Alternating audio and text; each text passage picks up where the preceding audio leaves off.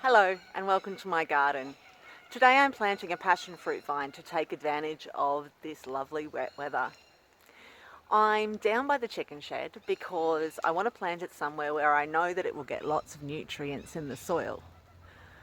I did want to plant it inside the chicken shed where the soil is nice and soft, but we all know that chickens will just dig it up.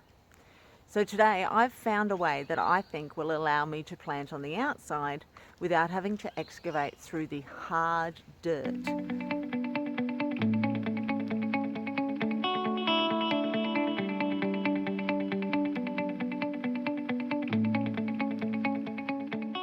The ground outside the chicken shed here is rock hard.